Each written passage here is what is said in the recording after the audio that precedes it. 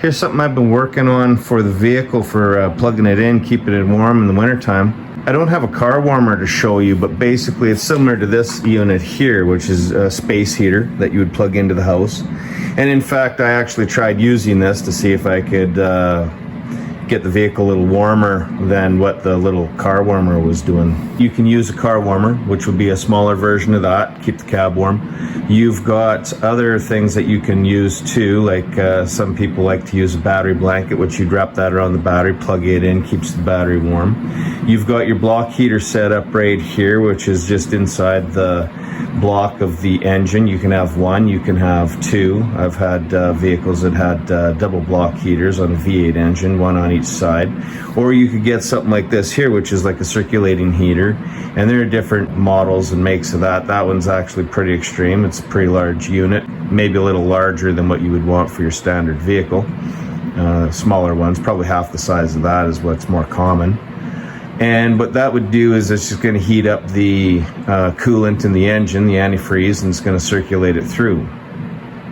And that's what the block heater does as well. And that's what's going to keep your engine warm. And the car warmer is going to keep the cab warm.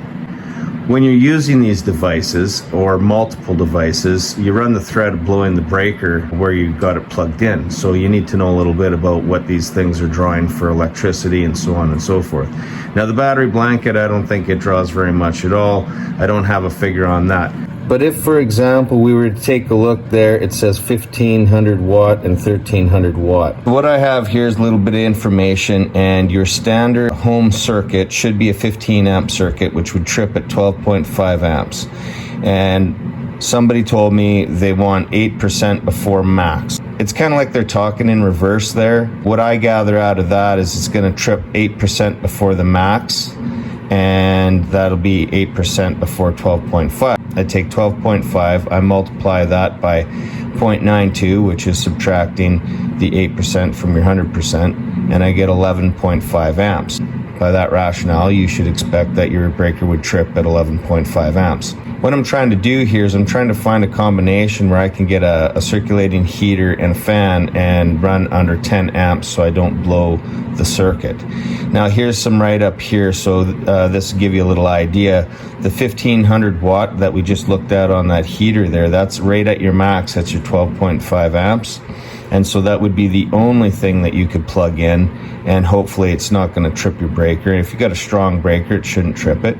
But if you set it down to the next setting there at 1300 watt, you're at 10.8. You shouldn't have no worries there. 1200 watt looks to be about 10 amps, and if you go 900 watt, that's going to be 7.5. So then we're taking a look. We've got our home wiring, and our yellow wire is 14 gauge, our white wire is 12 gauge, and an orange wire is 10 gauge. Now, orange wire is going to be like a 20 amp service, and your white wire should be a 15 amp service because that's your common one, and I don't have any information on the yellow. I'm assuming that it would be, again, a 15 amp service, but I could be wrong. The gauge numbers, 14, 12, and 10, as I understand it, is like the thickness of the wire. 10 being the thickest, then 12 being in between, and then 14 being the smallest. The thicker the wire, the more amps it can handle.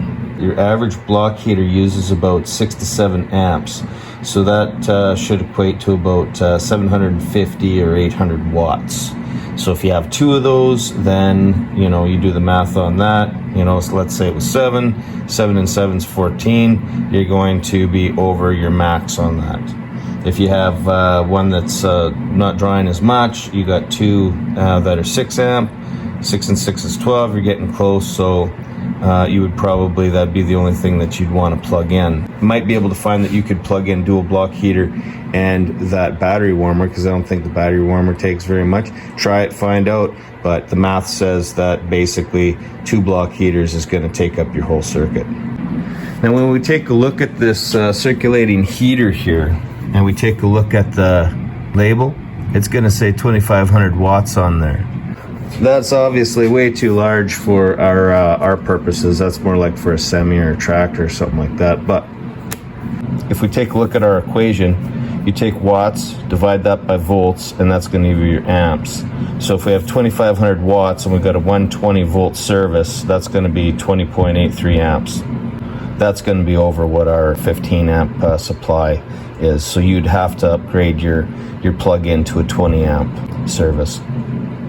Now that's at 120 volt. If you were going to do the same equation for 110 volt, because usually your standard plug is 110/120 volt service, then your number gets up to 22.72 amps.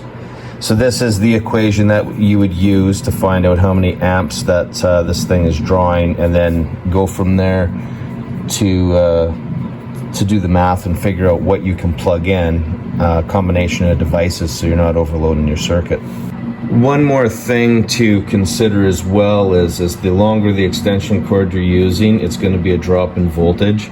That 120 volt would then start to drop, because it's basically taking longer to get there. It reduces the volts. That's how I understand it.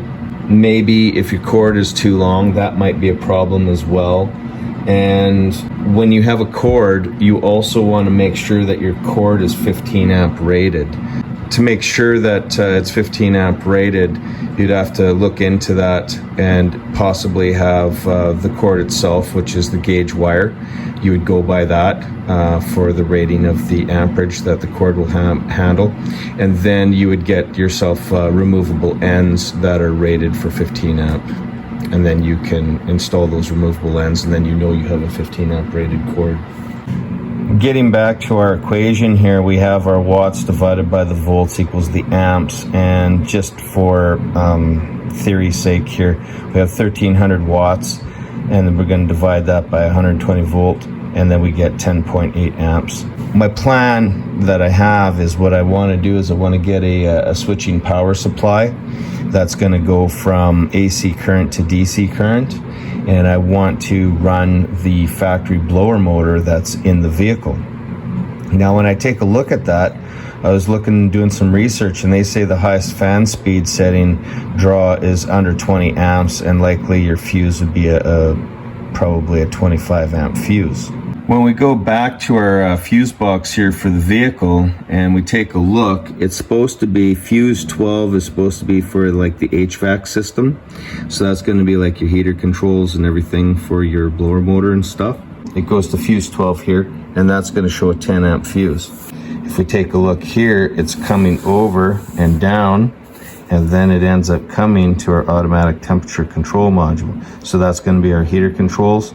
The second thing to consider is the type of controls you have in the vehicle. You can have a base level control, which is going to be a three-way switch, is going to be low, medium, high. And in that case, all you're going to have is this blower motor resistor. So that's what this is representing here. And the resistor is going to give you your low, medium, high speeds on your blower motor. And then if we watch here, so these are our what I'm going to say is our resistor speeds, because we take a look here, right?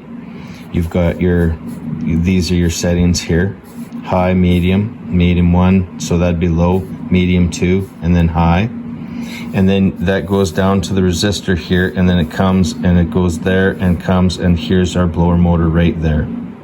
Now, if you have the upgraded version of the temperature control system, it doesn't have the resistor in there. It has a little computer block that controls everything, and that's going to tailor the speed of the blower motor. So it will progressively speed it up and slow it down till you get that sweet spot where you want it. So that is what this is indicating here. So this is our automatic temperature control module, and there is no resistor in this system. So this is basically the whole control right here. And this is like what I've identified as the computer block, if that's what we want to call it, that basically plugs into or is just before the blower motor. So this is all basically in the vehicle. It'll be one big kind of unit, and then it has its red wire, and then it'll have its black wire, and this is our blower motor here. Take a look here.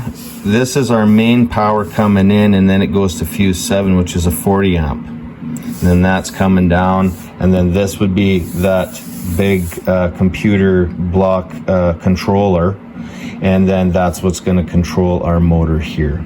You're making your adjustments here, which is going to the controller, and then that's going to operate the motor. This is what I've come up with here, and here's our power switching supply. So this is going to be our AC coming in, and then this is our DC coming out, and I've got a fuse in there. So I've put a 30 fuse in there. That's the largest one that I can get. I suppose you could change whichever one you want to put in there. If you want to have it down to a 20 or a 25, that's totally up to you. What we have going on here is we've got our AC power coming in, then the box does its magic, comes out DC, and what we've got here is our switch, and then it goes to our fuse, and then into our plug, and then into the blower motor right here. It'll be a matter of following the instructions on here. This is what I've identified from the instructions, how to hook up my 3-wire to the 120 volt outlet. So that's going to be our plug-in, and then these are the 2 that I identified that are going to go to the fan here. So when you plug it in, the light comes on to let you know that it's working. If we take a look here, we've got a unit that's capable of 110 to 220, so we switched that to 110. You want to make sure you get the right rating for your switching power supply here for what you're doing. We've got our switch to our fuse to the fan. We'll turn that on. And so this isn't going to be a setting. I don't have a control in there. It's just a simple on-off. And then this will get the fan running inside the vehicle. On the passenger side, up underneath the dash here, that's where our blower motor is. And that's where our wiring is going to our blower motor here. And that's where we would splice in for our power supply, and then find a good spot for that power supply to be. And the plan is that when you plug that in, you turn that on, set it to defrost, you're going to be blowing the air to the defrost. And the second component of this strategy is that I'll have a proper sized circulating heater that's going to heat the antifreeze and circulate it through the heater core system.